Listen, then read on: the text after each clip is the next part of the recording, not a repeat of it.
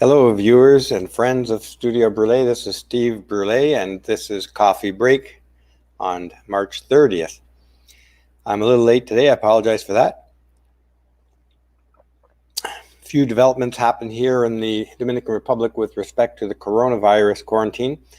We had to take care of some things today because the quarantine is basically all day tomorrow, as far as I know. All the stores, everything is closed, from pharmacies to the little colmados or corner stores and grocery stores.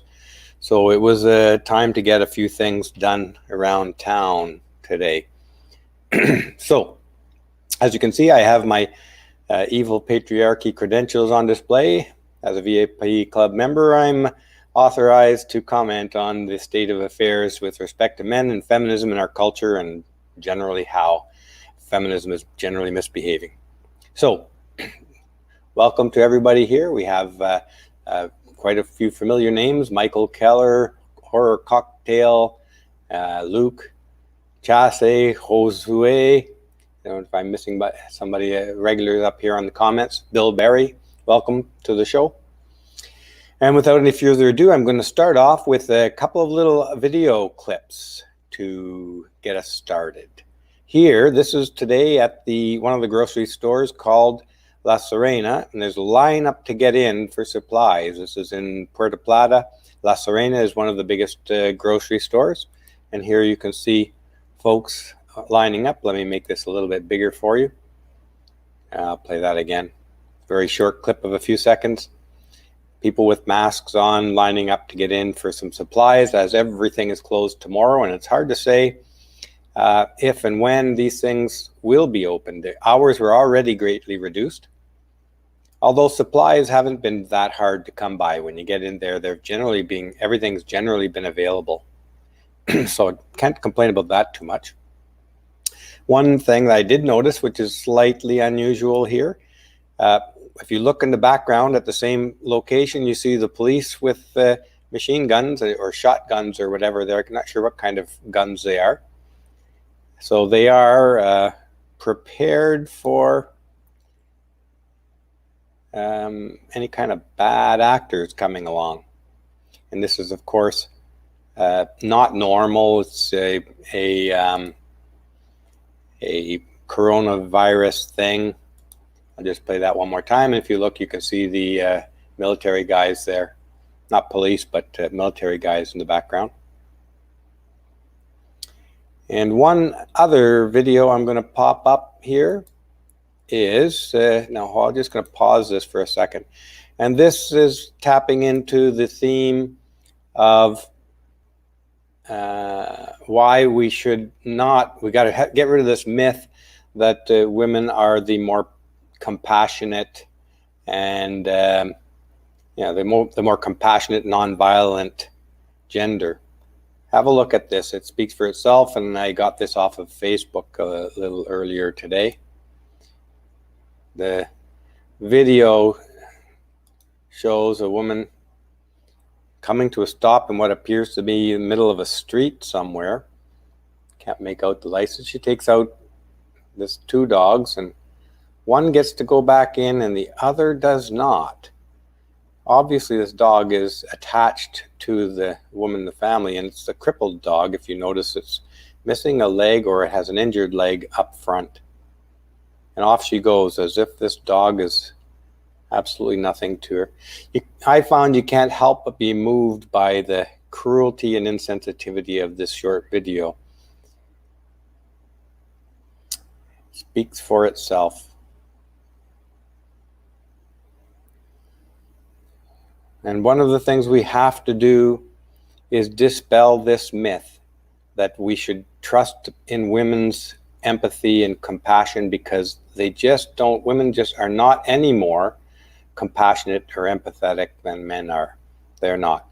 And whether we can say men are more compassionate, there's more of an argument for men being more compassionate than there is for women. And I'm not going to suggest that is it's a very controversial thing to say, of course, and there's all kinds of exceptions to these statements. And I'm not saying this as a certainty, but only as an argument from the point of view that men are generally socialized much stricter. So as growing up as boys and as young adults, men are punished far more severely and more often and for trivialer things than women are. And this causes men to develop, I think, possibly develop a sense of compassion more than women do. For instance, compassion comes from sentiments like pity and love too. But having experienced and being forced to be held accountable for a misbehavior, I think is one of the things that causes human beings to develop compassion and empathy. But that's just a thought. I don't intend to pursue that any further than throwing it out there. The main story we have here, the main thing we have to keep in mind is that women are not more compassionate or empathetic than men. This myth has to be driven out of our society. Now, let's carry on to some other items here. Here in the New York Post, we have a headline. If you read with me here. Coronavirus is killing the Biden campaign and making him look like a fool. Well, Biden was doing a pretty good job of that all on his own, but let's see, I think I have a quote from this article. No quotes. Just a bit of a self-evident point. I did not screen cap one of his release articles or on his claiming that he sits backward on the toilet because a toilet resembles a desk, and eats his breakfast cereal sitting backwards on the toilet, evidently with his breakfast cereal on the top of the toilet tank. Weird stuff, and Biden is becoming quite well known for saying and doing weird things. So let's move on from there. Here's again, this is in the category of why we need to blow this myth open that women are not as violent as men. And I include that as not the myths around women are that women are not as violent as men, that women are more compassionate than men, and so on and so forth. These two items are connected, I believe, compassion and violence and whatnot. And the headline reads here, if we'll read it, the mother killed her son, 8 years old, after he walked in on her having sex with his grandfather. I read the article, and the grandfather is on the father's side, so it's not incest, in case you're wondering. But the fact is that she killed her own son because he discovered her affair. Let's read a quote here. A mother has been jailed for 30 years after she murdered her son when he discovered she was having an affair with his grandfather. Veronica Panarello strangled her son Loris Stival with electrical cables, then abandoned his body in a remote gully in Santa Croce, Sicily. And there are a lot of cases like this, a lot of cases. And 30 years, I think, is fairly in line with the crime. I think that's a life sentence for sure, for the crime of murder. So I'm say, yeah, 30 years is reasonable. It's a lot better, more than she would have gotten here in Canada or the U.S., where she may well have gotten out on manslaughter or some other reduced charge, or not served time at all. So that's in Italy. So their justice system appears to be a little stronger than ours when it comes to these things. Here is a quote demonstrating that women do not have any more compassion than men do. And this is coming from an obvious feminist, Shelley Ann Dude.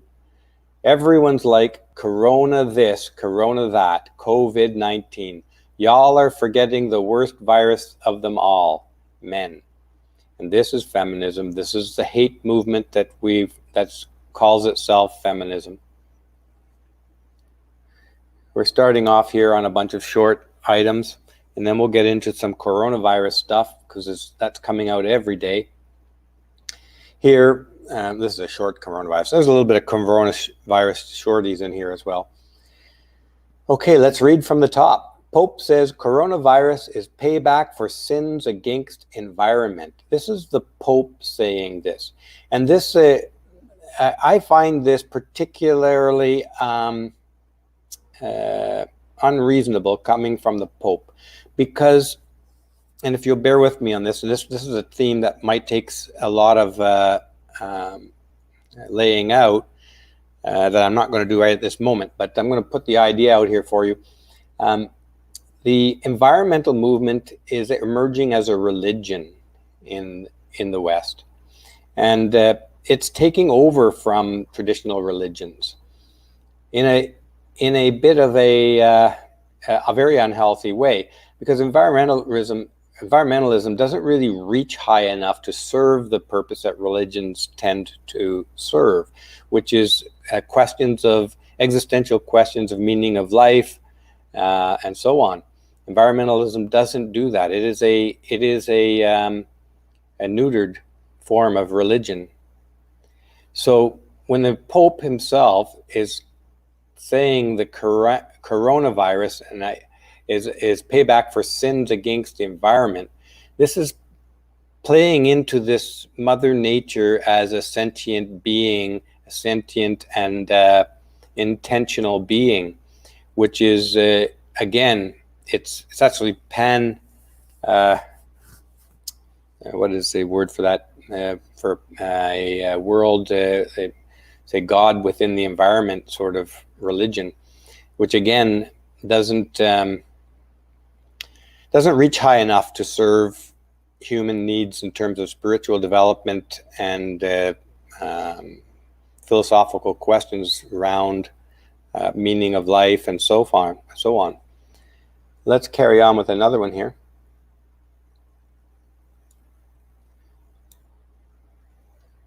And this is from Dale Francis on Facebook.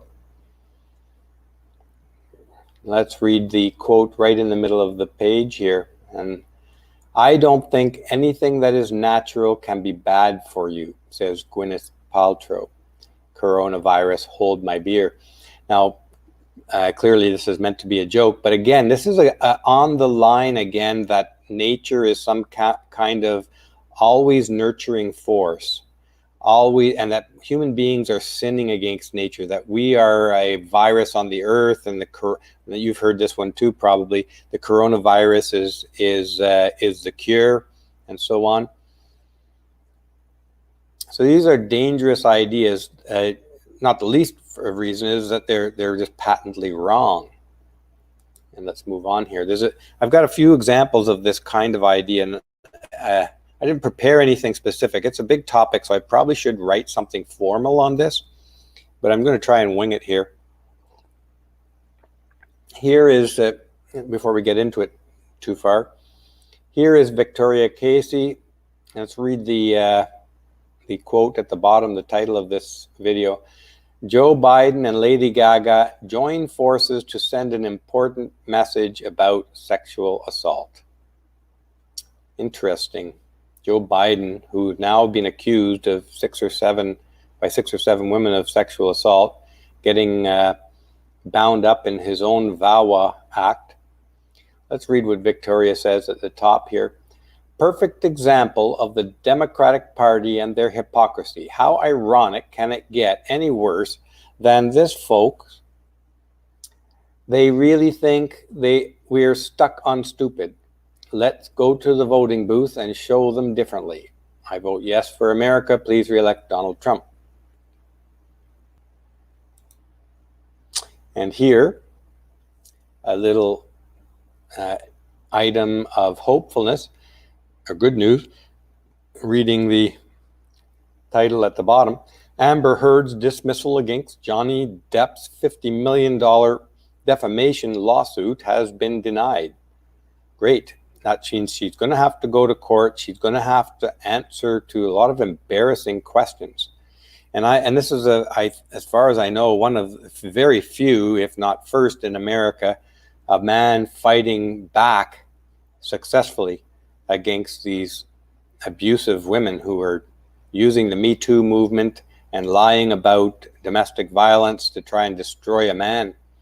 So go for it, Johnny Depp. Let's all root for Johnny Depp, because so he's bringing attention to a very serious issue that affects men, lots of men. In fact, virtually every man in North America, Canada and the US and beyond, the UK and Australia as well. And folks, if you can let me know if there's any audio issues you hear today, because I made a slight setting change, and hopefully for the better. So let me know in the comments if it's different, better, worse, whatever, if you notice a difference. And let's move on here to the next item. The New York Post. This article is pretty timely as well, coming around the same time as the Johnny Depp issue. Reading the title with me here, Mia Farrow has finally succeeded in destroying Woody Allen, and we should be afraid. Now, the good part of this article, it's not that Woody Allen is destroyed, but that an article is written suggesting that this is an indication of a huge problem that has developed in our culture. And the problem is around mob justice, the cancel culture, the destroying men on the word of a woman. It's a very serious problem, and at least that this article is written is one of the very few signs that somebody out there gets it. Let's read this quote from the article. Woody Allen didn't stand a chance. His latest film will likely never open in the United States. Some, but not all stars, have announced they won't work with him again. Appearances have been canceled. Be afraid. This is actually very good advice that men should and shouldn't. I'm not an advocate of living in fear. I think we should be speaking out. But to the degree that we should be afraid that every man can be affected likewise of this, that any woman can accuse any man of a sexual assault or rape, and she will be believed. And before you can ever clear your name, your life will be destroyed, and you will likely not ever be able to build it back up again. And the fact that your name is cleared will never register in the culture in general. Let's read the last paragraph here. #MeToo is hungry for scalps, and there's no telling whom the mob will come after next. Maybe someone you love, maybe even you. Yes, this Me Too has become a powerful weapon for malicious, ambitious women, as we see in Amber Heard, and it can be used in any career, in any situation, in any domestic situation or public situation, in politics or business. The simple accusation by a woman towards a man of sexual impropriety of some kind sidelines him at the very least, gets a competitor out of the way, and possibly destroys his life forever.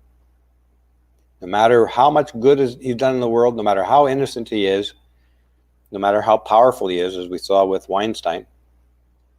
Take a little sip of coffee here.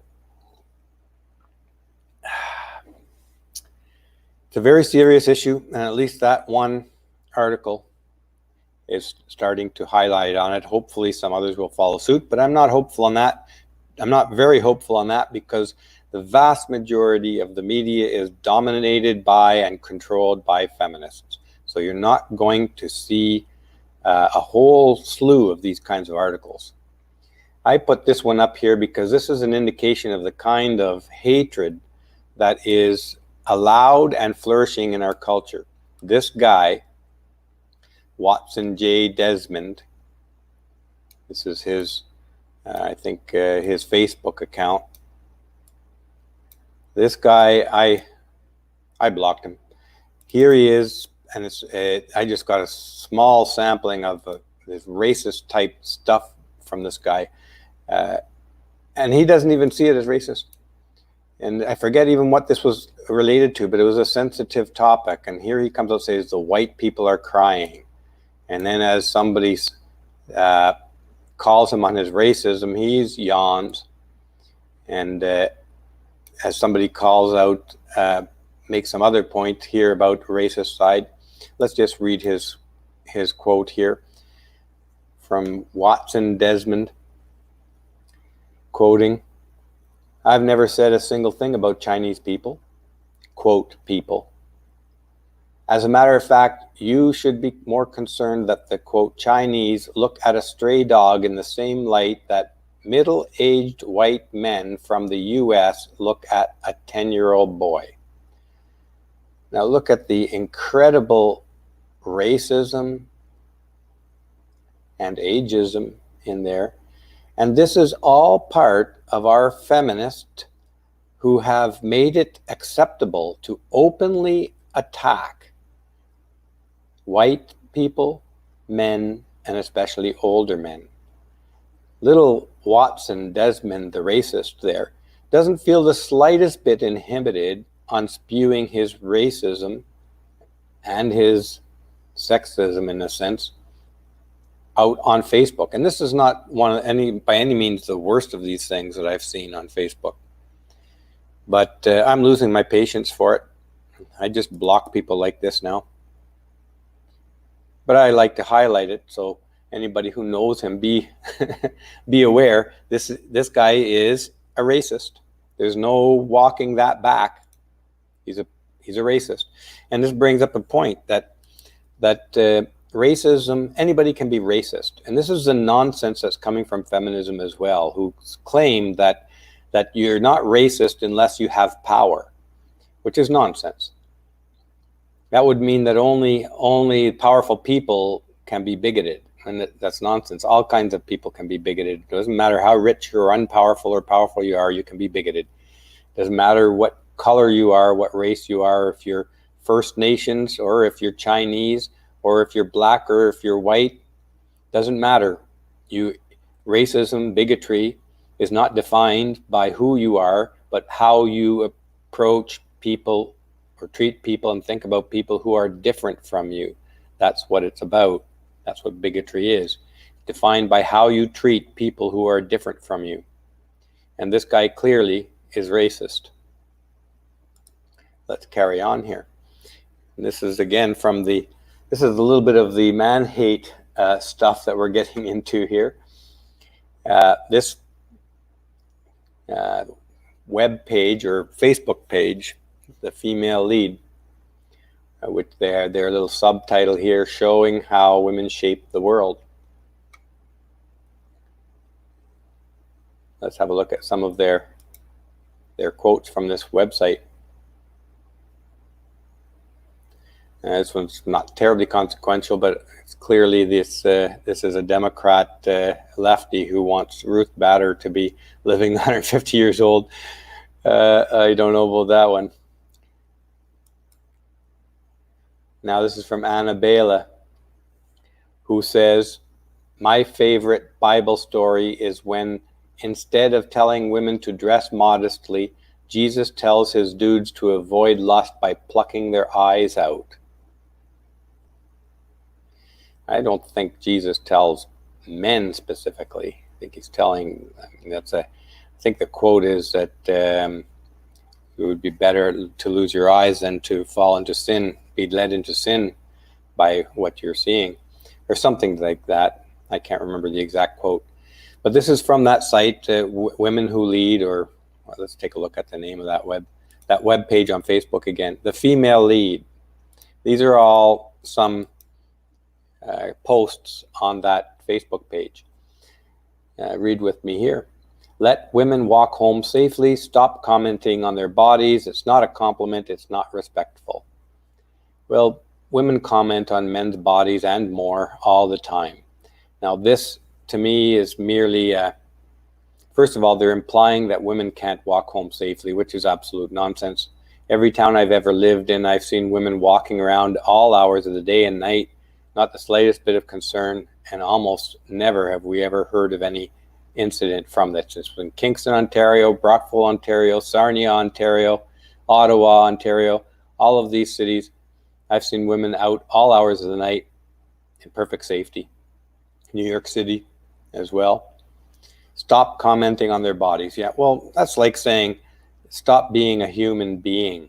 Stop noticing that you love the female form.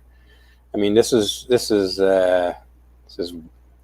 brag-planing, if you will. This is ridiculously petty stuff. It's not a compliment. It's not respectful. It's also quite petty to be highlighting these kinds of things so much, if you ask me.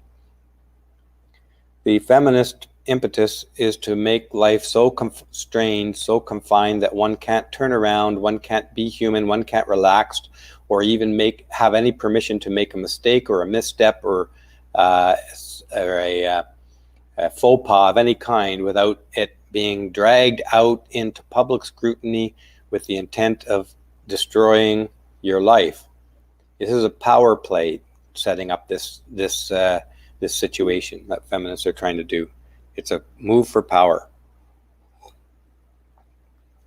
Of course, there's a line that can be crossed into harassment, but this is not dealing with any sort of harassment level of complimenting. This is also off the same page. Let's read the joke here at the top. What's the first thing you notice when a man approaches you? And at the bottom, the audacity. Think about that for a second. I think women would be very miserable if men suddenly stopped approaching women and ignored them. But what they're suggesting here is that a man following through on the natural instincts, the natural cultural expectations of being the initiator in romances makes him a subpar specimen. The audacity of him daring to approach me, as if all women are princesses that need permission to approach, and approach with your head bowed, never looking her in the eye, asking for permission to speak. The incredible vanity, the incredible entitlement that is implicated in this joke. And for feminists, this is not a joke. The audacity of approaching her. And this also from the female lead. Let's read the red statement here. As long as women have to fight for the rights men have always had, I will be a feminist. Incredible ignorance at the very least in that women aren't fighting for anything. Women ask and men give almost without exception. And this is the expectation that they have, and it shows in a lot of their complaints. The audacity of approaching her. I didn't ask you to approach me. How dare you? Again, from the female lead, reading at the top or the woman's comment here. As a woman, you're always either too young or too old. Well, I guess it's at the top and the bottom. For things. Because the perfect age is when you're a man. Again, all of these things, a lot of these feminist complaints are really complaining about the fact that you're a woman. You know, nature made it this way. Women come into fertility and their maximum attractiveness very young in life. Somewhere around 18, 19 years old, they're at their peak for reproductive purposes. And when they're at their peak for reproductive purposes, actually, biologically, they're at their peak attractiveness to males. And that's just nature. They swing into, they become fertile around 13 years old. They become maximum attractive around 17, 18, 19 years old. By 30 years old, there's quite a lot of steep drop off there. And unfortunately, for women, the situation is quite different for men. We can pretend it's not, but it is true. Men's attractiveness to women steadily increases into their late 30s, possibly into their 40s, before it starts to drop off. And the very simple reason for that, and I'm sure most people here have been exposed to these ideas before. These are not my ideas. I didn't come up with this. I've been exposed to these ideas. The very simple reason is that older men have more resources. They've had more time to build the resources up that women want to use to support their family producing, their baby producing urges. They're looking for a man who has the connections and the stability and the resources to support them and protect them. And that tends to be an older man. So here they are basically complaining about, how dare you, God, make me a woman? That's what a lot of these complaints really come out to. Let's read this next one here. Can we just agree that cleaning and cooking is a basic life skill and not a gender role? Well, I think most men have always understood that, especially when they're single. We clean and we cook. In fact, the best chefs in the world are men. But the fact that feminists keep hammering on this, it's just poor me, poor me, poor me, all the way along. And here, this is boilerplate feminist crap. Reading with me. Women need more sleep than men because fighting the patriarchy is exhausting. Sure.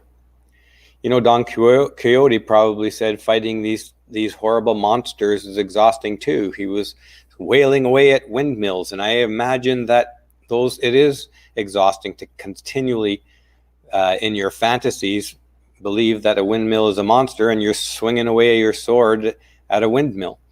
And this is the very same thing with these feminists, swinging away at a non-existent monster. It's got to be exhausting and a waste of energy. So wake up. Stop being a moron. And this from the real Bologna, Bolani, whatever that name is. Let's read this one. This guy told me he wants to have a daughter first because girls tend to be more caring and look after their siblings more. I know he meant no harm. It's just interesting how females, even before they're born, are expected to serve others, even in childhood. How she gets that out of it. Here is potentially a feminist guy who's trying to up his credibility with feminists by claiming he wants a daughter first. And what does she get out of it? That, oh, it's because even before they're born, women are victimized by being expected to serve others.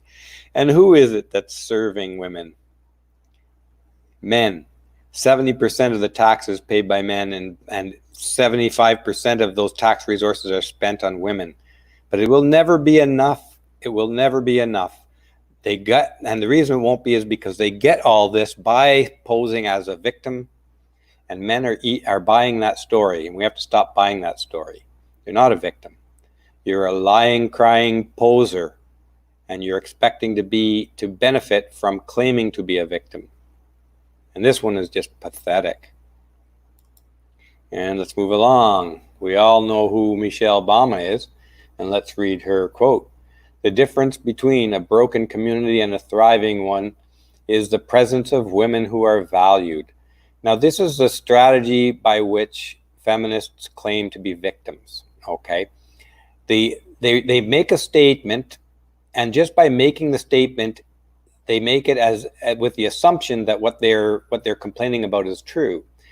That, for instance, the difference between a thriving and broken community is the presence of women who are valued. Well, women are valued in every single culture around the world since Eve gave Adam the apple. In fact, they've been overvalued. That's probably why we have 7 billion people on the planet. And women's needs are catered to whenever they come up. In fact, men throughout history have been dreaming up new ways to make women's lives easier without even being asked.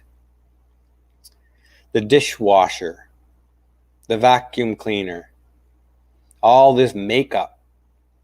I mean, the list is infinite, and virtually all of it. Now, I'm sure that some petty-minded little stupid feminist is going to come up with an example of some item that some woman invented. The fact that there's one or two items out of the millions and millions of inventions by men, invented by men, designed by men, built by men, maintained by men, and many of those inventions women didn't even ask for. Men observed, had sympathy for women's situation in whichever case that item was, and invented something to make it easier for you.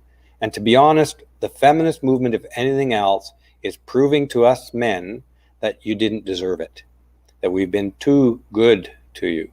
If anything, that's the lesson to be learned here. But there is another lesson coming out here, the feminism, and feminism is brought to light the dark side of female nature. And that's a topic all of its own. Now let's read this quote here. Every time I talk to men about everyday sexism and see how fundamentally they don't understand what it's like to move through the world as a woman, I'm reminded that as a white person, there is so much that I don't ever realize people of color deal with every day, always. Oh yes, the poor upper middle class white woman who has so much in common with the slaves of history. Poor me. She's only the most pampered and privileged cohort in the history of humanity, with the entire culture bending the knee towards her. Let's read this from the female lead. To all the little girls watching right now, never doubt that you are valuable, powerful, and deserving of every chance in the world. They always have been. This is again how feminists make a pose, and the pose is meant to imply that somehow, by reading this, if you believe this was an important statement, you'd have to believe that women, young girls, are not powerful, deserving of every chance in the world, that women are not valuable. And I'll tell you this, fathers around the world dote on their daughters. In fact, psychologists comment on this. They are soft on their daughters. They will take a bullet and more. And nothing will arouse the protective fury of a man than a threat towards his daughter, more so than his son. I hate to say it, but it's true. Not for me, I don't have a daughter. But from what I've seen in the world, father whose daughter is threatened is one dangerous animal. So these kinds of statements here, they're an insult to every man.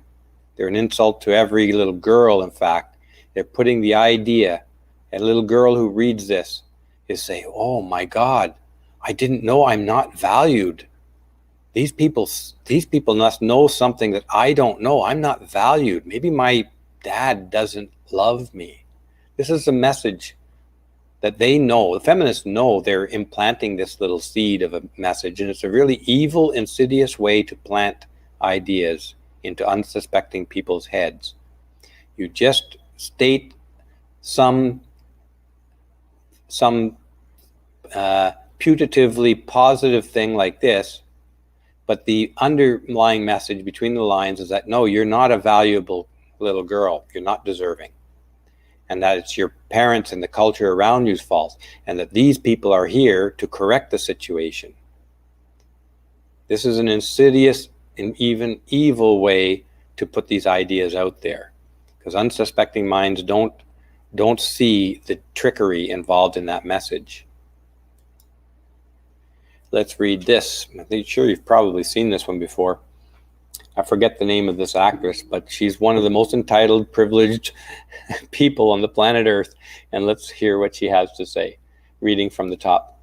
I feel like we should stop calling feminists feminists and just start calling people who aren't feminists sexist. You're either a normal person or a sexist. That's kind of like the Germans saying we should just stop calling people Jewish. I don't know how you could get in there. I'm going to screw that analogy up. I'm not going to even go there. But I mean, this is such a clearly hateful message here. In other words, that if you don't fall in line with our hateful ideology, then you're a sexist. You're not a valuable person. And another one here from the female lead. A woman's place is wherever the hell she wants to be. Now, this, again, does reveal the goal of feminism, which is to remove any social requirements from women, any social boundaries whatsoever, wherever the hell she wants to be. And this idea is played out in every one of feminists' claims. It's implied in there that there should be no boundaries placed on women, even to the point where the boundary of you need to pass a test in order to be like an appropriate test in order to be a firefighter. No, we have to remove those boundaries because women deserve to be firefighters if they want to be firefighters.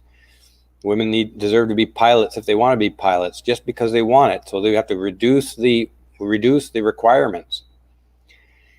The idea here is that women should not be required to pass anything, any hurdle on their road to what they want.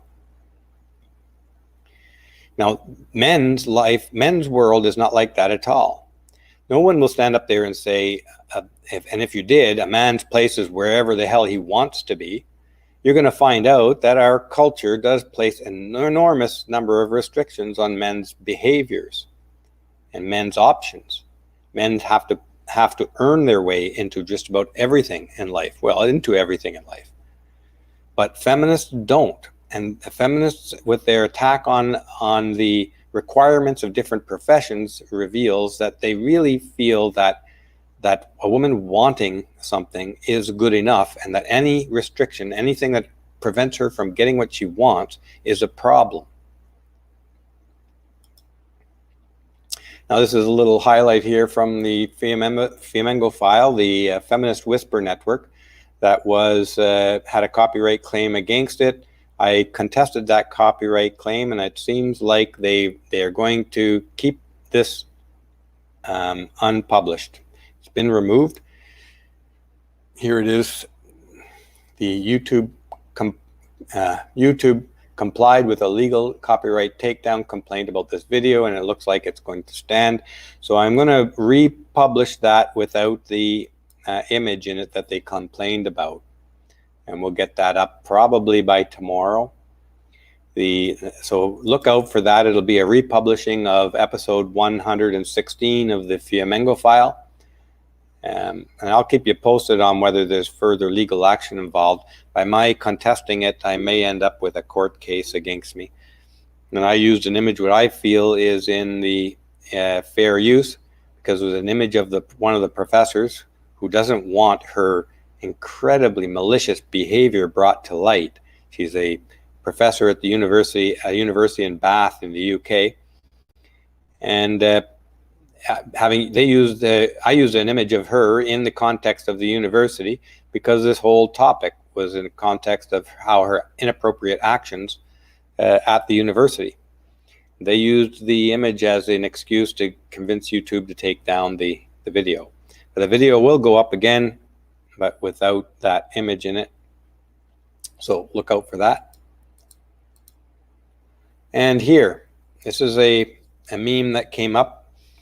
Well, actually, it's a set of facts that come up, and it's really a depressing comment on Canadians' leadership. Here's Justin Trudeau, who's the Prime Minister of Canada, and his previous job was a drama teacher, a grade 4 drama teacher, and not even full-time. He was a part-time grade 4 drama teacher. Here's Chrystia Freeland, who is now Deputy Prime Minister, and her previous job was a freelance reporter. And our Minister of Health was a graphic designer. She had another job. I looked into her background as well, but it was nothing that would give her credentials in being a Minister of Health. It looks like Trudeau pulled up equally unqualified people and shoved them into high-profile jobs in his government. And here the Minister of Canadian Heritage is Stephen Guilbeault, who was previously an activist, and I forget what it was for, but he was arrested a couple of times for his activism. And he's the guy who's in charge of censoring the media in Canada. And he was bringing in, I forget the exact, I should have looked this back up again. But anyways, he was in charge of explaining the government's new media censoring policies. Not a good crew. And that's the people who run Canada. And it's very telling. It's a very negative commentary on the Canadian voter who voted this stuff in, these people in. Really a group of clowns here. Okay, so I'm going to go on to the next topic, and we're going to go straight to the coronavirus here.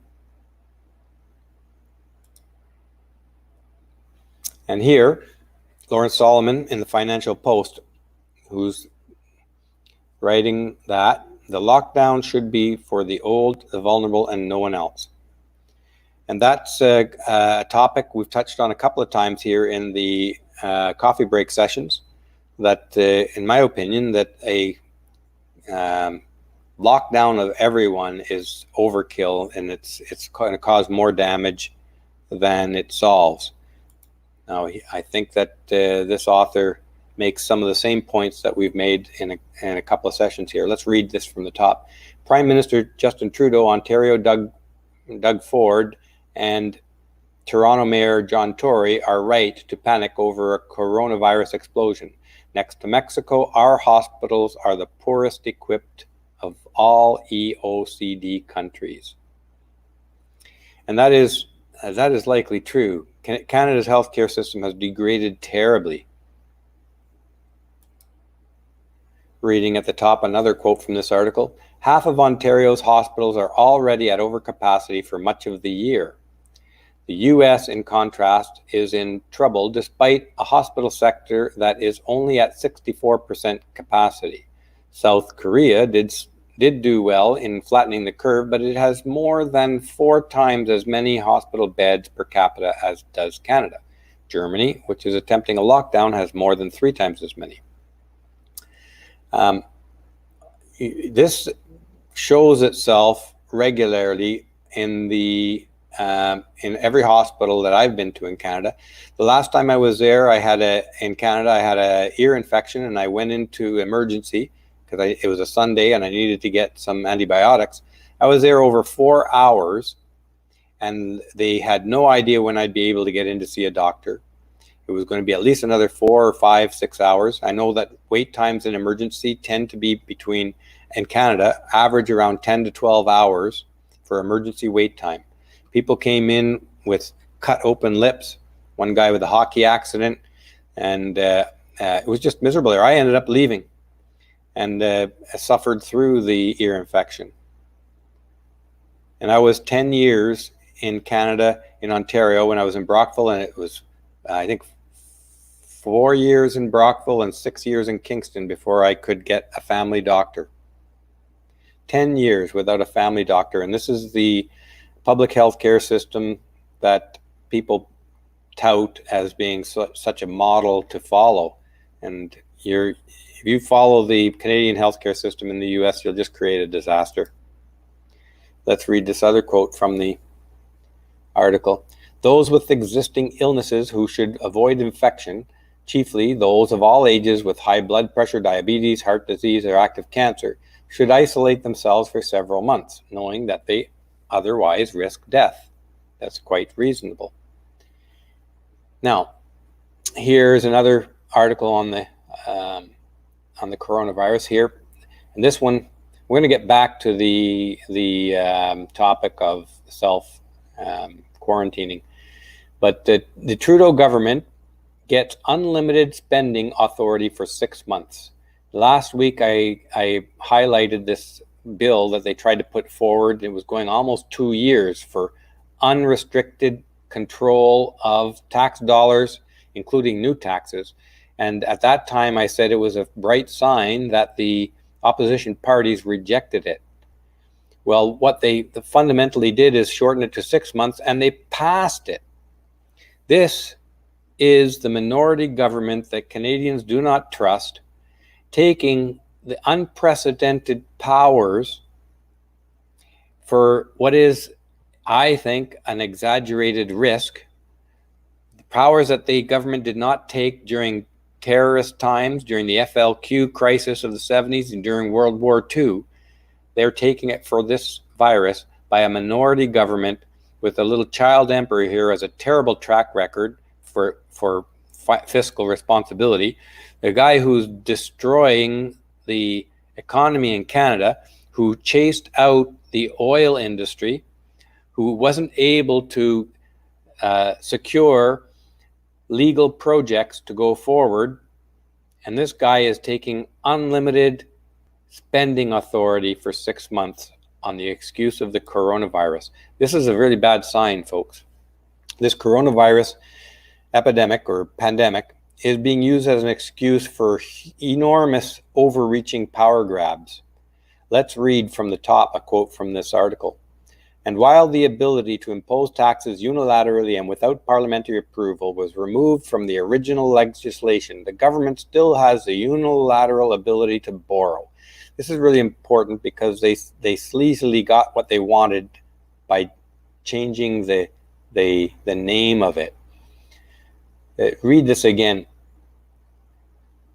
The ability to impose taxes unilaterally without parliamentary approval was removed from the original legislation, which is the one we talked about last week. But the government still has the unilateral ability to borrow.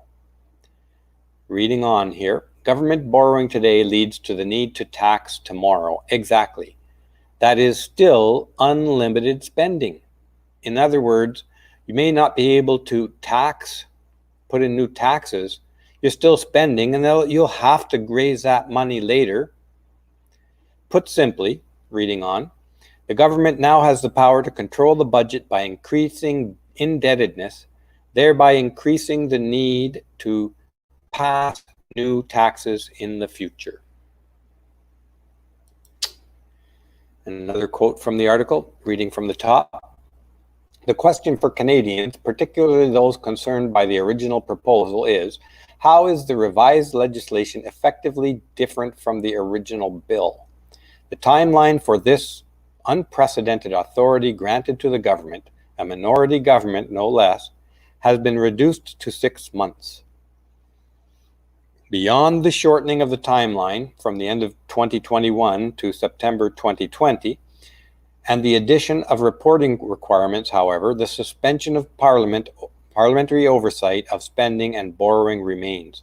In other words, the child emperor has given himself the power, unilateral power, to write checks to put Canada in debt for the future. This is just unbelievable. And this from William Garula, reading at the bottom, Canada ready to answer UN's pandemic emergency funding request. Now this power of spending that Trudeau has given himself, apparently because Canadians are in trouble, this is what they're trying to say, it's the coronavirus. We don't have enough money to respond to the crisis within Canada, so Trudeau's going to borrow as much as he wants. And what is he using it for? He's going to send it out of the country, a lot of it.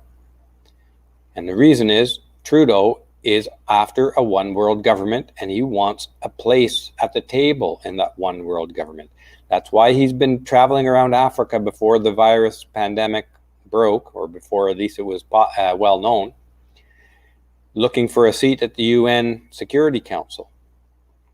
It's why he's been writing checks to all kinds of countries around the world. He wants a seat in the one world government.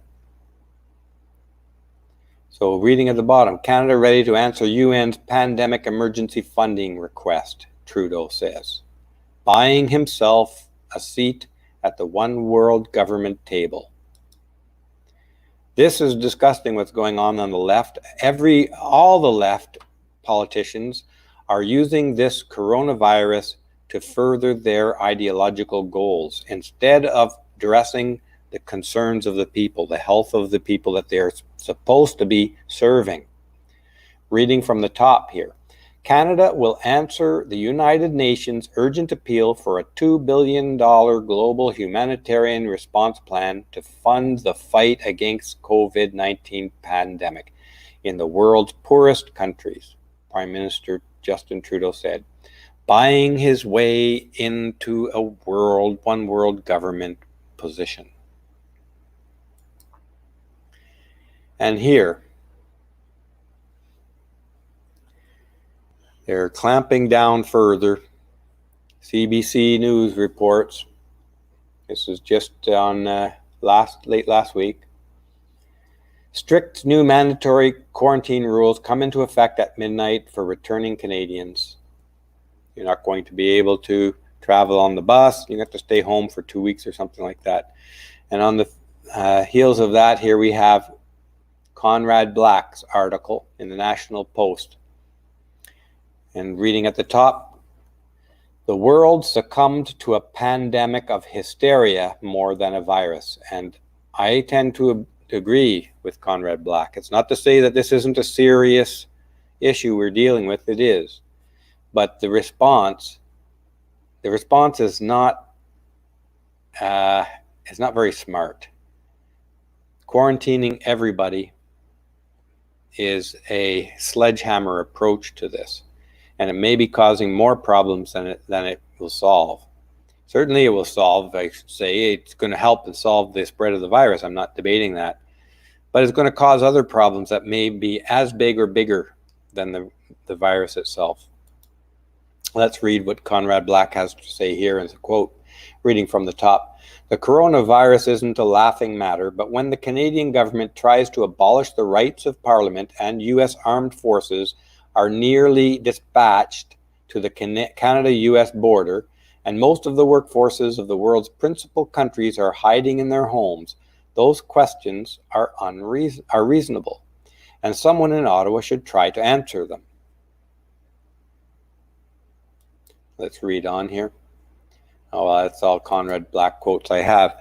But it's true. It's almost as if people are not asking the question, what's going to happen as a result of shutting down the economy for so long?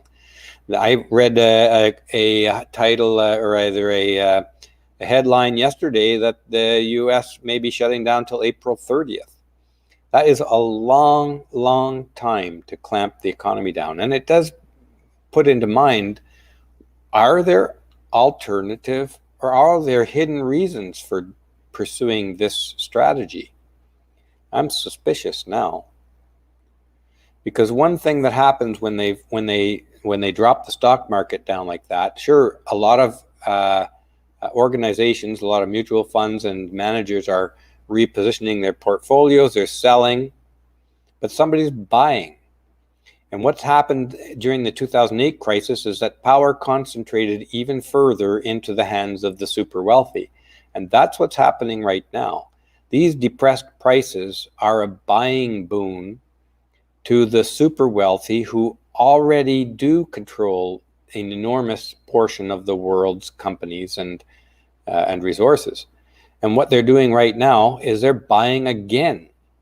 We're getting another concentrated, another period where the concentration of power is increasing into the hands of the very, very, very few. And it makes me wonder, do they need more time to gain more, concentrate the power even more? The longer they drag this out, the more the small players have to sell their holdings. The longer they drag this out, the more selling the smaller, weaker players are driven out of the market. This is a classic way in which big players manipulate the market. It's like a siege. Eventually, the small players can't hold out. The big players sweep up everything. So whether it's intended or not, whether it is intended or not, this is going to result in power being concentrated even further into the hands of the super wealthy who already have the ability to control markets. So let's move on here. I'm just going to pop up a couple of quotes here. And this is from Wikipedia snippet. A man always has two reasons for doing anything: a good reason and the real reason. That is a really good quote. It's very comical and insightful at the same time. And whoopsie, one more here. And this is from Michael Keller to @J the theme. Funny you say that. Numbers are out. In Switzerland, we had 800 deaths due to the yearly flu in 2019. COVID-19, 260 deaths at the moment, and a complete lockdown.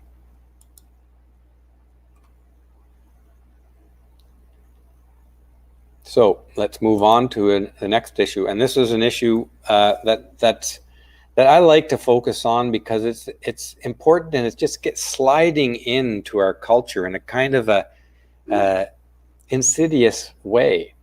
David Suzuki here is a well-known name. I used to enjoy watching his shows growing up. He had a Nature of Things, I think, was his show. But he's turned into a bit of a religious environmentalist extremist. And here he is saying that the COVID-19 pandemic may be an opportunity to transform the way we live. And this is one of the things I was hinting at just a minute ago, is that these leftists are seeing this as an opportunity to transform the way we live. And when they mean transform the way we live, to suit the leftist agenda is what they mean more than anything. And there's a lot of people trying to take advantage of this coronavirus pandemic. Now, I'm not suggesting that the pandemic was deliberately created.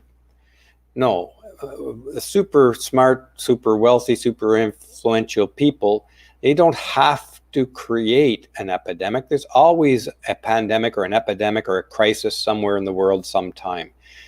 They just recognize them and use them to their advantage because they have enough power to be able to take advantage of the situation when it arises and manipulate the situation, perhaps by suggesting the only way to handle this virus is a complete shutdown of everything in our culture and our society.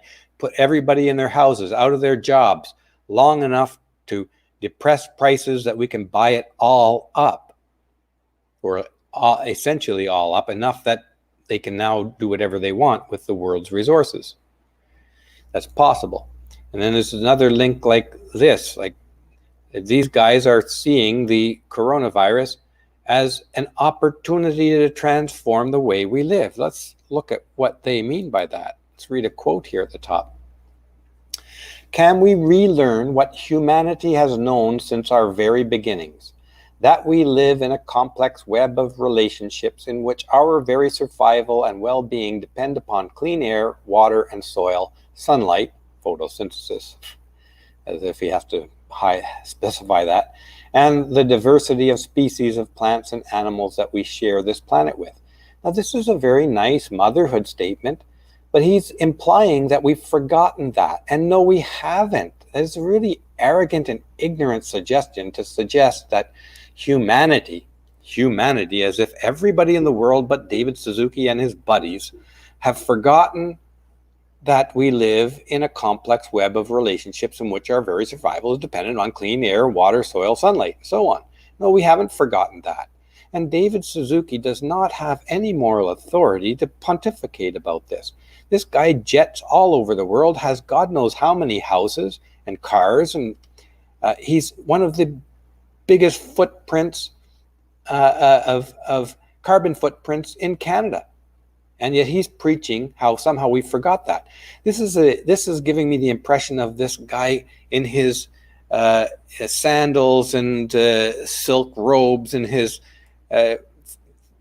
15,000 square foot mansion out there preaching for poor people to stop trying to get the privileges and benefits that he enjoys. And that's exactly what he's saying.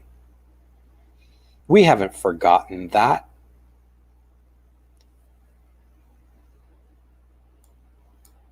Let's read another quote here. Can we establish a far more modest agenda for ourselves, filled with reverence for the rest of creation? David is looking out at his serene one from the picture windows of one of his serene, ginormous mansions, having just driven there in his SUV, and he's telling us we have to have a more modest agenda for ourselves. I mean, aren't we getting sick of being preached at by the people who are living highest off the hog on the planet? Let's read his second paragraph here. Or will we celebrate the passing of the pandemic with an orgy of consumption and a drive to get back to the way things were before the crisis? Well, some of us would like to get out and enjoy our modest lives again. Modest lives. In fact, a lot of us are riding bicycles. A lot of the people he's preaching to are taking public transit. David's not. David's life is not being affected one iota by this crisis because he's at the top of our society. But he wants to make sure the little people get used to living with less. I'm sick and tired of being preached at from the worst offenders on the planet. Seriously. Let's read another quote here. For me, one of the most dramatic effects of humanity's COVID-19 induced slowdown has been nature's rapid response.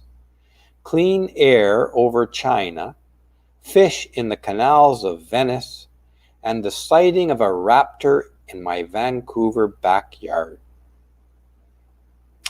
Let's just have a look at this here. Nature's rapid response. David is one of these guys who sees nature as an intentional being who is being harmed by the virus of humanity on the planet. And we'll see that a little more clearly in a minute. But let's have a look at his claim here about clean air over China and fish in the canals of Venice. This is David Suzuki, who is considered a luminary of science in many circles in Canada. He does not deserve that reputation, by the way. I'm going to get to an example. Let's just remember this claim here of clean air over China, fish in the canals of Venice, and the sighting of his raptor. I can't say what the sighting of a raptor in his Vancouver backyard has to do with anything, but I doubt. I mean, he's trying to claim that this COVID-19 pushing humans out of nature is somehow ushering in this period of innocent regrowth of nature in this pure Garden of Eden. But remember this Venice canals here, the fish in the canals. Let's read another quote from this article. In this disaster lies an opportunity to reflect and change direction in the hope that if we do, nature will be far more generous than we deserve. Read that again. In the hope that if we do, nature will be far more generous than we deserve. This is misanthrope, the general hatred of humanity, which is common in the leftist environmental movement. There is a pervasive sense, a claim or feeling, a destructive feeling that humanity is a virus on the earth, that humans aren't part of nature. At the same time, they're claiming to be one with nature. They're claiming that human beings are a blight on the planet. There's so much stupidity in that. It's almost hard to think clear enough to get it out. Humanity is an integral part of nature. We are an integral part of the earth. No one group of people can claim that more than any other. No Native American people can claim to be closer to the planet Earth or to nature than any other human being on this planet. We are all inextricably humans of the earth. We grew out of the earth, we die, we go back to the earth, and it doesn't matter what culture or ideology you subscribe to. You're all equal in that manner. The people who try to separate themselves out as being especially close to nature are con artists. They're doing this to try and appear special, and they're trying to get resources and live high off the hog by doing it, and convince the rest, just like preachers in the southern U.S. with their million congregations dressed in silk suits and driving multiple Mercedes stretched limousines, and getting all that money from the poorest of the poor amongst their congregation. David Suzuki and the environmentalists are the equivalent of that. Let's move on here. I'm going to just read this. This is going to pertain exactly to David Suzuki's fluffy, woolly, I'm an environmentalist stuff, and can we please be good to Mother Earth so that she will be better to us than we deserve? Nature will be far more generous than we deserve. Really, he means than you deserve and I deserve, because David Suzuki's already there. He's one of the deserving of natures. He's close to, he's speaking for nature. The con artist. National Geographic. And this is coming out just early on in this, well, not early on, last week, about a week ago, 9 days ago, 10 days ago. Fake animal news abounds on social media as coronavirus upends life. Now, this came out long before a week or so before David Suzuki's little plea for specialness. Reading this little subtitle here. Bogus stories of wild animals flourishing in quarantined cities gives false hope and viral fame. In other words, David Suzuki is spreading lies. He's portraying himself as a scientific expert in the environment, and he's drawing on these fantasies and fake stories of Mother Nature rebounding as a result of the humanities stuck in their quarantine. In other words, the humanities are the evil virus and coronavirus is the cure. Let's read this more closely here. Natasha Daly, March 20th, before David Suzuki's article. The National Geographic. And so David Suzuki has no excuse for not being aware of this. Here, David Suzuki said that fish were coming back to Venice. Let's read what's going on in Venice for real. Reading at the bottom for me here. As the normally bustling canals of Venice became deserted amid pandemic quarantines, viral social media posts claimed swans and dolphins were returning to the waters. It wasn't true. The canal water, nonetheless, is clearer because of the decrease in boat activity. Now, there's a muddy bottom in those canals, and so the constant boat traffic with their motors at the back stirs it up. So what's happened here basically is that without the boat traffic and the motor stirring it up like a blender, the sediment settles to the bottom and the water is clear. A very simple mechanical effect. The essence is, let's read this quote. If there's a silver lining of the pandemic, people said, David Suzuki included, this was it. Animals were bouncing back, running free in a humanless world. But it wasn't real. It's a viral, fake viral. Wishful thinking from woolly thinking dingbats. Read that statement, running free in a humanless world.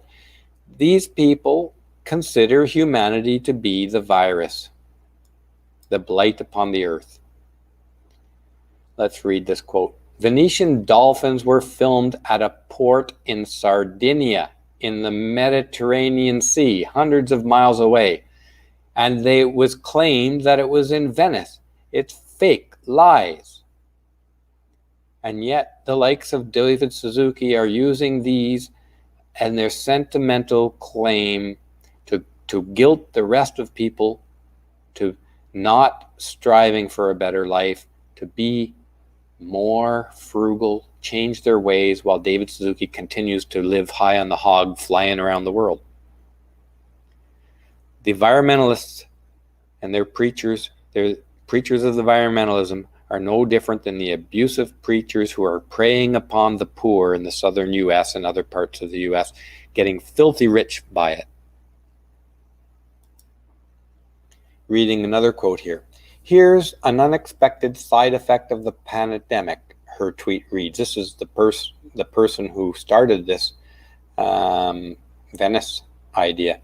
The water flowing through the canals of Venice is clear for the first time in forever. The fish are visible, the swans returned. Well, what she didn't realize is that the swans returned. The swans were showing up in Venice long before the quarantine. It had absolutely nothing to do with the quarantine. Reading on with me here. It was the running theme of many of the viral tweets. Nature just hit the reset button on us, read a tweet celebrating the dolphins supposedly swimming in the Venetian canals. And this idea that nature hit the reset button on us. This is the theme running through these environmentalists. These are misanthropes. They're haters of humanity. They want to see human suffering in the world. And in part because they're not willing to participate by building the world and benefiting from their own work. They want to put forth this socialist government where they can sit back and live off others, the work of others.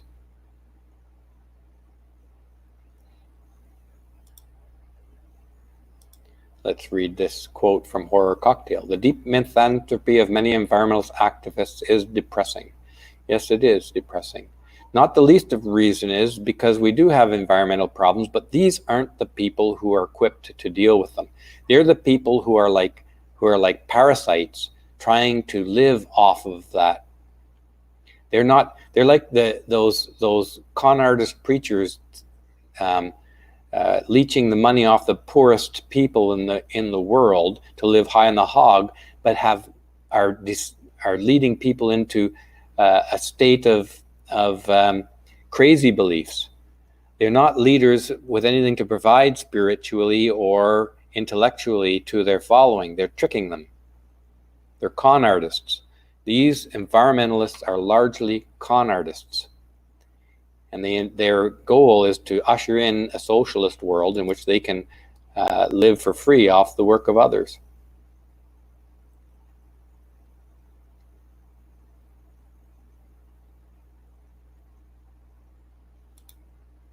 Yep, they are masquerading as envoys of mysteries of the New World. Now let's get on to some more stuff about Trudeau here. This is a good article highlighting how Trudeau's government is anti-science. This is in the post-millennial. Let's read a quote from here. Other Asian countries, notably Taiwan and Hong Kong, also offer a lesson in how to contain COVID-19. Despite their proximity to and reliance on China, both countries fought the coronavirus with a combination of travel restrictions, strict quarantines, and smartphone technology to enforce social distancing measures.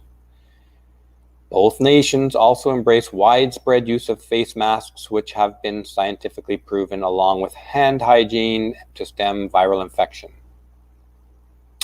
Okay, so these other countries, what is he saying here? Smartphone technology. I'm not agreeing with the smartphone technology thing. I don't like that. I don't like the idea of us being all monitored for that. But the widespread use of face masks is important, for sure. And I'll get into that in a minute. Let's read another quote here.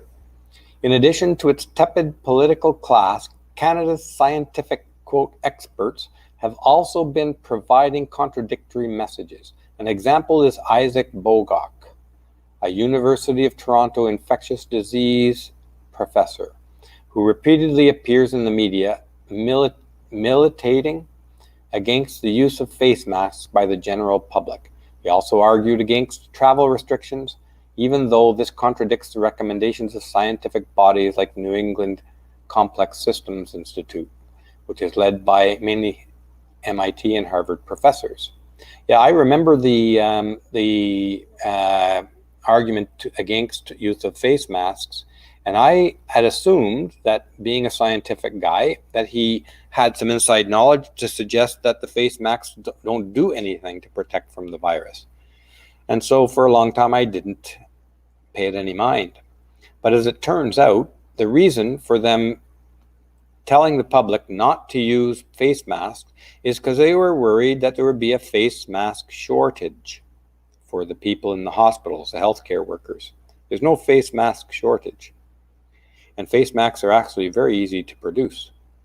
And even a simple cloth can help. And the reason is that although this virus goes in your mouth, it doesn't spread through the air as easily as they were saying.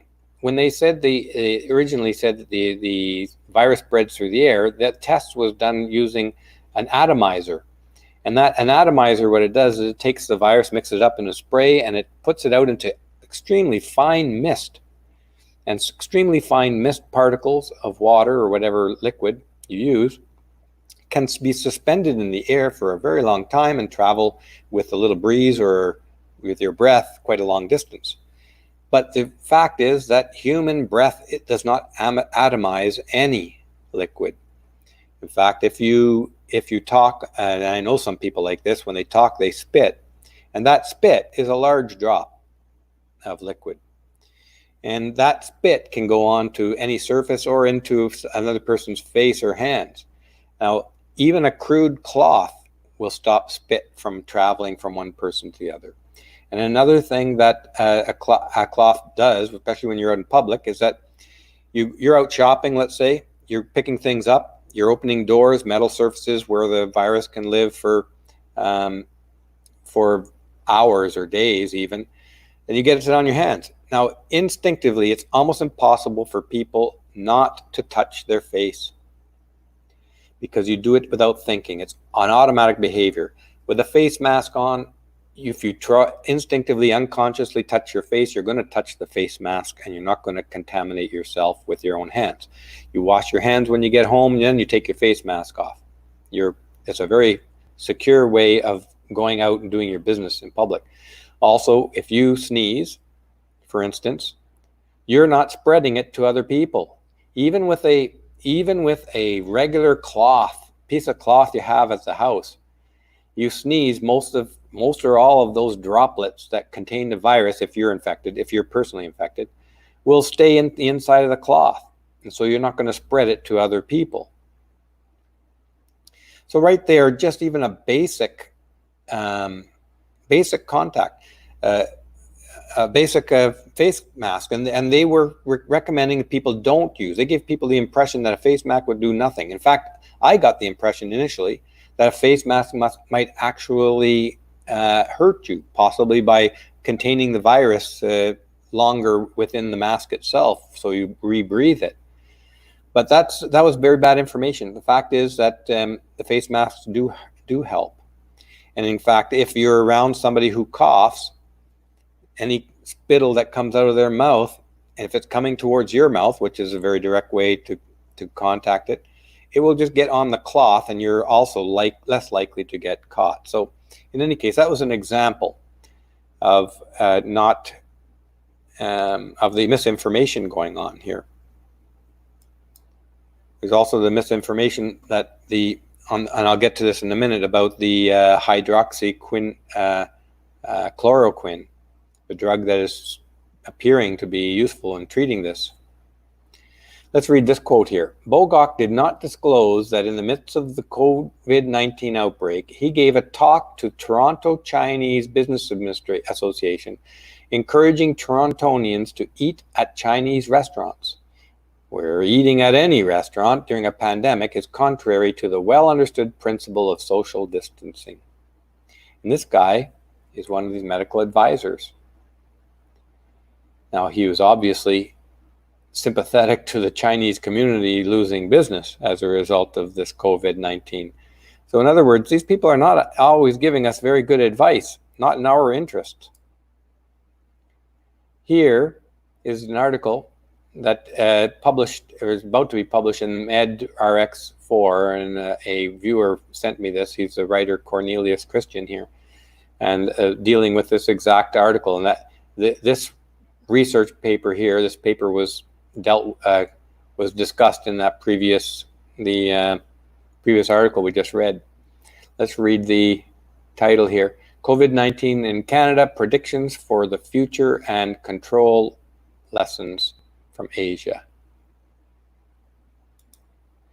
Okay, so that's all I have on that for now. I'm going to get right into the hydroxychloroquine, the drug that is appearing to be useful in treating this disease. And this is one of the other things they were telling people is not to buy this drug. And of course, the reason is that they're fearing that stockpiling of it would reduce supplies. This drug is also very important for the treatment of lupus. So there are reasons to be careful about that. But the fact is that it's an easy drug to manufacture, and it can be ramped up very quickly, as we'll soon see. I suspect there are reports here are that they'll be able to supply more than enough of this drug to treat all of the predicted cases 10 times over. So this is very positive news.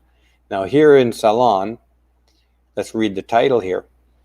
After Trump suggests hydroxychloroquine as potential COVID-19 cure, lupus patients face shortages. Okay, let's look at why lupus patients face shortages. The subtitle here says, limited evidence that a common lupus drug might combat COVID-19 is driving up demand. Lupus patients are worried.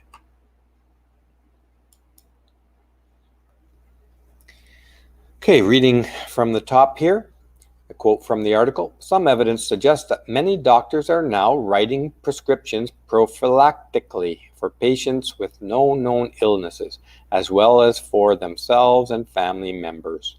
So it's not the public, it's the medical community itself that is writing unnecessary prescriptions. Prophylactically means in advance, in other words, as a precautionary treatment for this disease. And they're doing it because they have early reports that they trust and believe that this drug is effective. It is effective.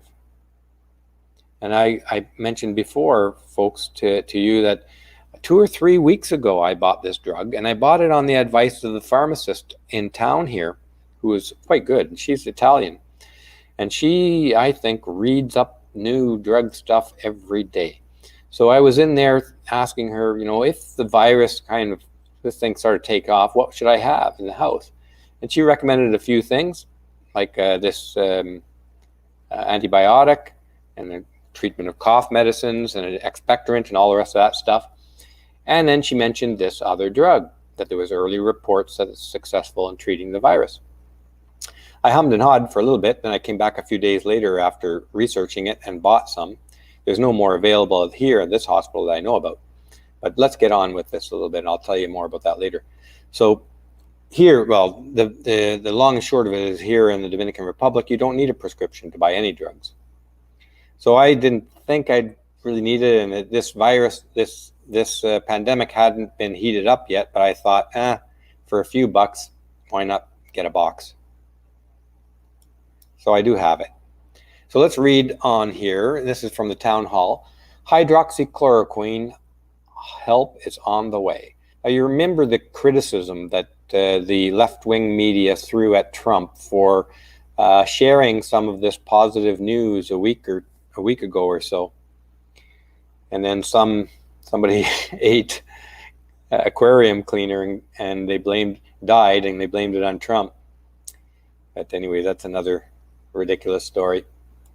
Let's read a quote from this article. Before the drug was mentioned by President Trump, there had been a robust interest in looking at the replicated results from China, India, South Korea, and France. Sadly, American medical authorities didn't really give any credence to the claims until the controlled study in southern France, which returned a 1 in 10,000 chance that the results were anecdotal or in any way not possible to replicate repeatedly. That's redundant, but not possible to replicate. And these few points from the town hall, I don't think we have to go through all of them, but okay, let's read a couple of them here. Well, you can read these later if you like. You'll see them up here. I think there was one I wanted to highlight.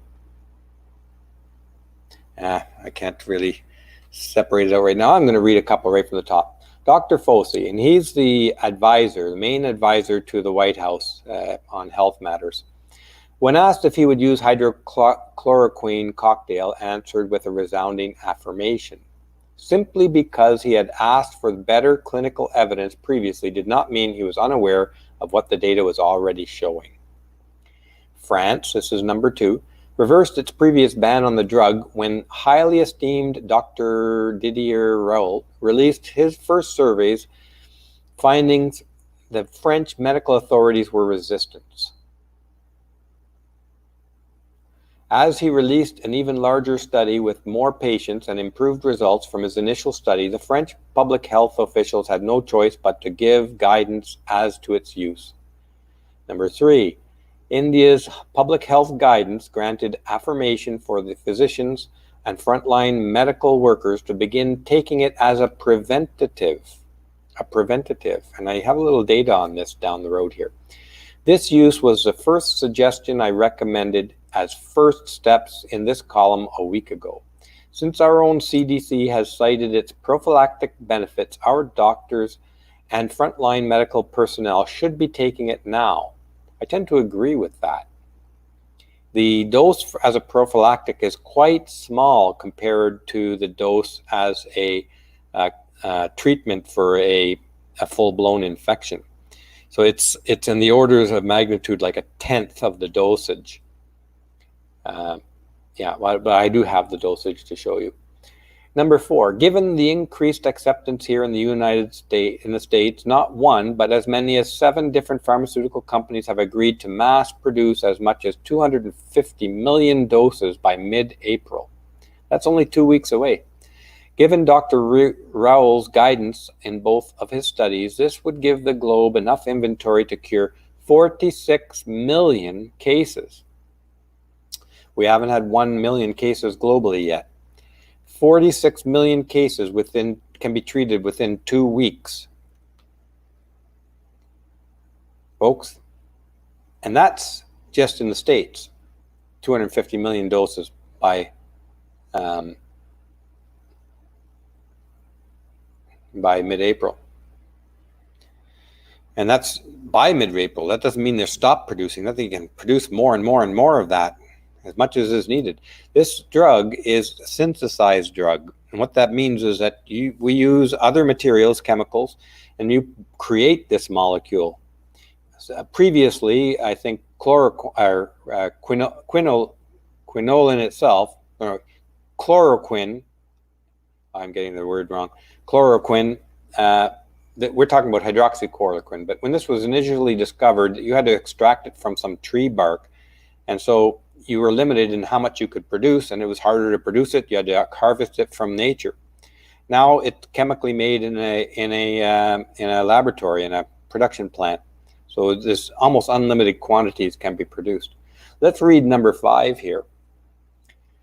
Doctors began prescribing off-label use, and in doing so are replicating the clinical results in remarkable fashion. One doctor in Monroe, New York, has treated in excess of 700 patients. As of this writing, he's lost 0 patients to death, 0 to intubation, and only 2 hospitalization. Another doctor in New York City has treated in excess of 100 patients with 0 deaths. This drug has a very strong safety record from previous uses, used for malaria before lupus, but now it's used for lupus on a regular basis. And here,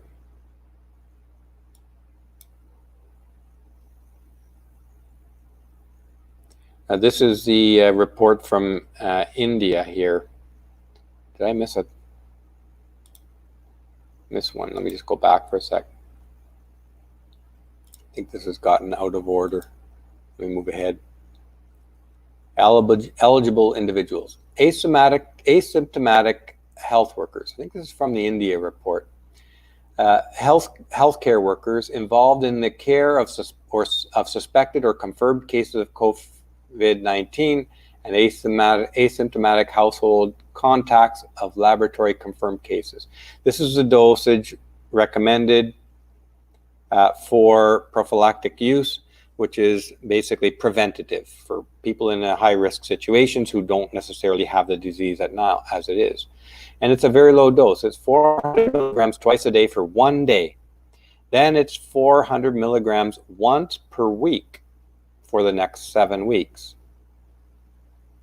So the dosage for treating the disease is 400 milligrams per day for 5 days. I think there's a higher dose on the first day to accelerate its concentration in your blood, but on the day 2 to 5, it's a 200 milligram twice per day, is what I've read. But here, the dosage, talking about 400 milligrams once per week, is 1/7 of the dosage for treating an active infection.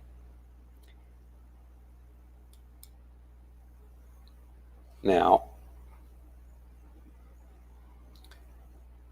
and this is a letter from Dr. Zev Zelenko. I practiced medicine in Monroe, New York for the last 16 years. I have cared for approximately 75% of adult population of Kairos Joel, which is a very close-knit community of approximately 35,000 people in which the infection spread rapidly and unchecked prior to the imposition of social distancing. And here's his outpatient regimen that he's treated in his community. He's using this hydroxychloroquine 200 milligrams twice a day for 5 days.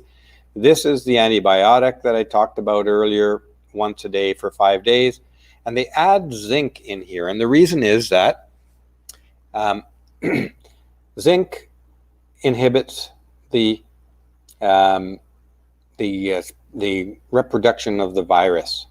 And this antibiotic seems to help bring zinc into cells of your body. And when the zinc is in the cells of your body, it can inhibit the, sorry, not the antibiotic. The hydroxychloroquine helps the zinc get into the cells of your body, and the zinc inhibits cell virus replication.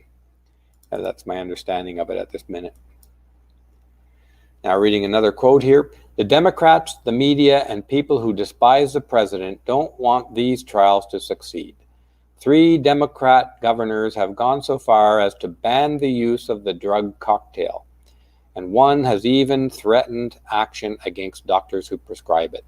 Now, keep in mind that this drug cocktail, the 2 in particular, but you can add the zinc to it, these are known safe compounds. They have a long, well-established safety record, the antibiotic as well as the hydrochloroquine. Here, Nevada governor bans malaria drugs for coronavirus patients. This is very recently. It's like 5-6 days ago. They're all leftists. They're all Democrats. Nevada's governor on Tuesday banned the use of anti-malaria drugs, chloroquine and hydroxychloroquine, to treat coronavirus patients. Democrat Governor Steve Sisolak. Executive order came after President Trump touted the medication as holding promise for combating the illness. Why? I could say they're perfectly within their rights to disagree, but to ban it, to use their legislative power, I don't think that's right. Michigan Governor Gretchen Whitmer hit for hydrochloroquine crackdown as debates escalate. And here a quote from that.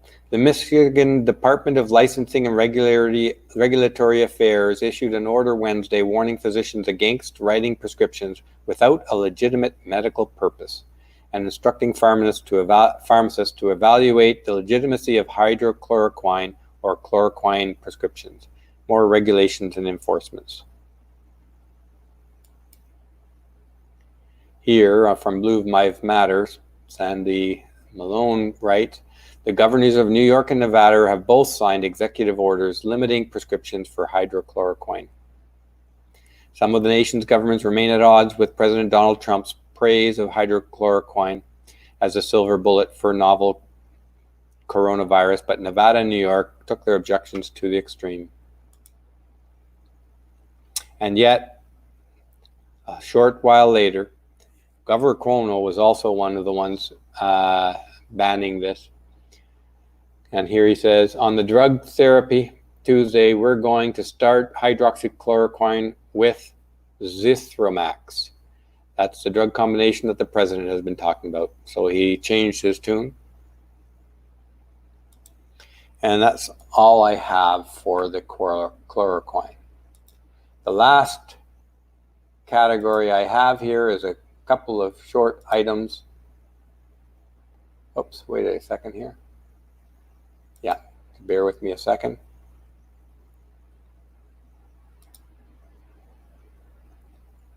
And a couple of items relating to the one world government. This is a nasty topic. And specifically right now, because the people who promote or have been seeking, trying to create a one world government for decades now, are again using this pandemic to further their goals. Here we see, well, this topic is not just about the pandemic. This is about a few items recently that these one world government leftists have trying to capitalize on. Here's one, the shut down Canada, related to the climate zealots and blocking the rails. You remember this one from just a little while ago, February 14th, 2020. We talked about this issue exactly. Climate zealots have taken Canada hostage and RPM is missing in action. RPM is a one world government proponent. Here, Vice.com wrote this article. We talked about this one as well. We can't have a feminist future without abolishing the family. Abolishing the family is another socialist agenda. Here from the Globe and Mail, Canada must boost foreign aid for feminist agenda to have a sustained impact, experts say. The experts the people they're calling experts are really women in gender studies feminist graduates. They're not experts in anything but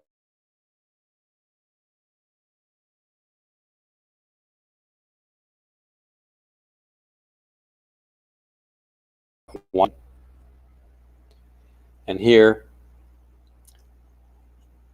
the new legislation that the Liberals actually succeeded in getting into power, the unlimited spending powers, which they're going to use to borrow money, which will have to be taxed back later, and send money around the world, buying Trudeau a place in the hearts of the one world government people. And Diana Davison here, we talked about this the other day. the use of cell phone tracking measures during the coronavirus outbreak. This is a power to monitor your movements everywhere. And these powers, as we know, like happened with the income tax after World War II, is supposed to be a temporary measure, but this temporary measure never goes away. This is a serious danger of overreach of powers when you've successfully scared the populace into accepting anything to save them. This is an overreaction. We do have an important issue in the coronavirus, but the people who are there in power are using this for ulterior motives. Here, Trudeau leaves the door open to using smartphone data to track Canadians' compliance with pandemic rules. If you think he's not going to track Canadians' compliance on everything else he wants to, well, you're not seeing the government very accurately. Trudeau, this data will be used for whatever suits the government's needs. This is how these kinds of powerful organizations work. They've always worked that way in the past. There's no indication that they can be ever changed from working that way. This is an overreach of power. Here, the Global Mail makes this sort of soft complaint that Canada should ensure that the tracking of cell phones to counter the spread of the virus does not become the new normal. That's just a way to soothe to address the argument without addressing the argument, to get the cell phone tracking measures in and say, well, you know what, we're just going to have to make sure that it doesn't become the new normal, that they don't use this data to control and manipulate or for political purposes later, but they will. Here, coronavirus, nature is sending us a message, says the UN Environment Chief. All of these leftists are in line with this nature as an intentional being of its own. And then they argue for this to institute new global socialist measures, drawing on this mythology of nature as a sentient, intentional being that we have to respond to or we have to appease. That we hope, like David Suzuki says, that nature will be more generous to us than we deserve. This is a language of appeasing a god. They're turning nature into a god. And this is something that the Catholic Church in the past has warned about greatly, with good reason, that don't make a god of nature. And yet the Catholic Church is on board. Even the Pope said that the coronavirus is nature warning us about the environment, the environmental crisis. Here's Trudeau revealing some of his deep thoughts, if we will. Let's read this. The very concept of a nation founded by European settlers is offensive to me. Old stock white Canadians are an unpleasant relic and quite frankly replaceable, and we will replace them. And this was asked to comment on his open borders immigration strategy. These are words of hatred that he sends out to send a signal to one world government people.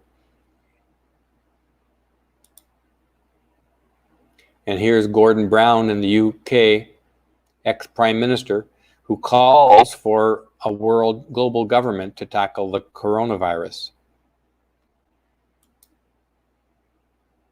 And here's Trudeau again. He gets his unlimited spending authority for 6 months.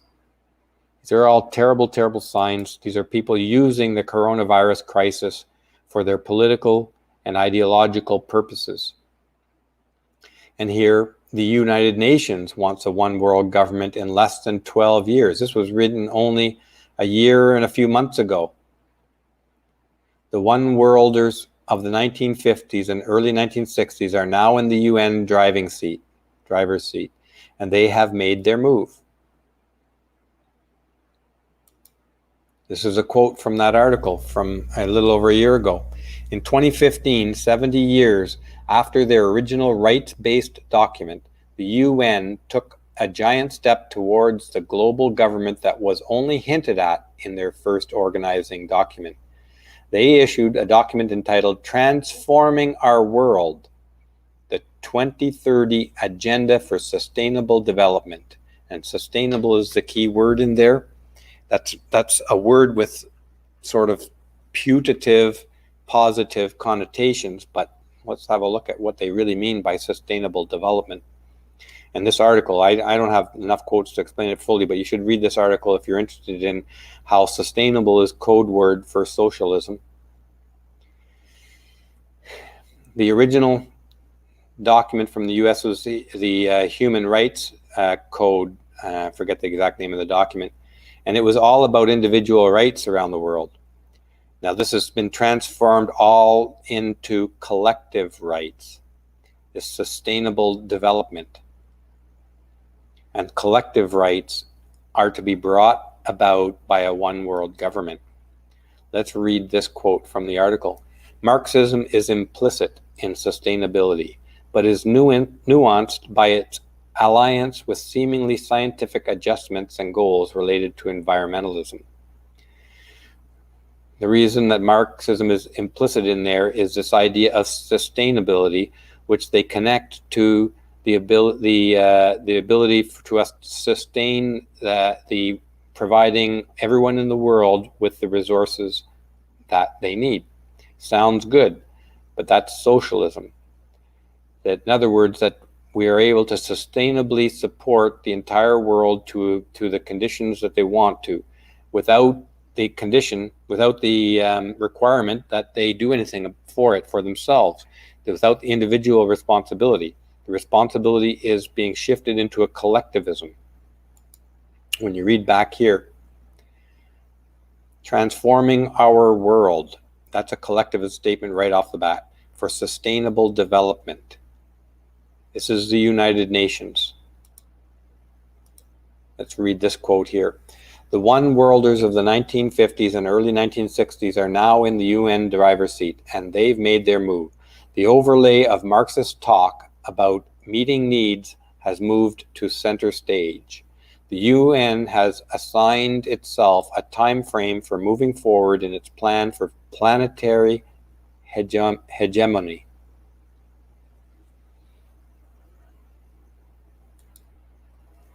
Let's read right from the top here. The sustainability ideal is not wedded to a Christian worldview. Instead, individual liberty is submerged in a scientifically determined collectivist mindset with final decisions in the hands of the devilish, all-knowing big brothers. The relevance of the individual is downplayed. It is being put forward by a UN that is no longer pro-Western, a much larger body than existed in 1945. Will you accept it, or is it time more than ever before to begin rethinking our membership in that unsustainable body? And this is the article was originally printed in the American Thinker. The UN wants to be our government by 2030. Just want to back this up for a second here.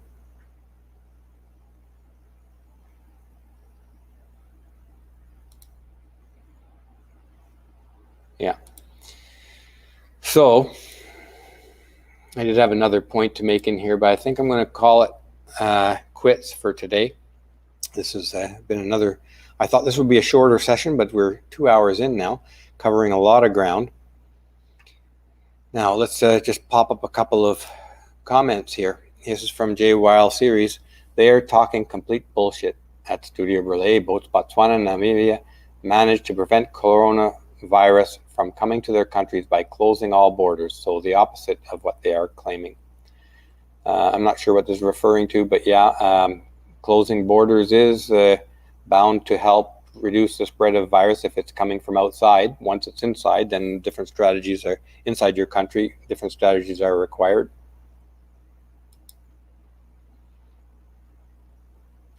And I'm calling dibs on Mars. This is from Strontium X Nitrate.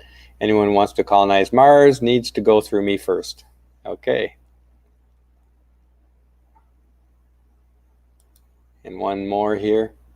Make a triage on topics and select just a few. I think you're probably right there, Michael. I'm going to start doing that and cutting down the number of topics we get into, because there really are quite a lot of them. The one world government one is significant to me, but it's harder to get at.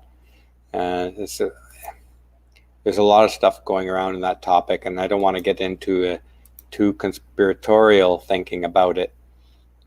But that's definitely been an effort for a lot of years, pushing towards the one world government. And it was an important topic that I wanted to touch base on that, but it slipped my mind now. So anyways, let's call it quits for today, and I hope you can join me again tomorrow. We'll try and keep this down to 30-40 minutes in the future, as Michael suggests, and do some triage on this. And thank you very much, Michael, for reminding me of this. Hit the like button, share video, PayPal link. Help keep me caffeinated. Good idea. Thank you very much. And thank you very much for the contributions. We had a couple donations there, and they let them slip by, and I don't know where the highlight button is gone for them now. But thank you once again for joining me. Always appreciate your support and viewership. So tomorrow, again, for Coffee Break with Steve Brulé. And in the meantime, stay safe from the virus and try to survive the quarantine as best that you can. Have a good day, and we'll see you tomorrow.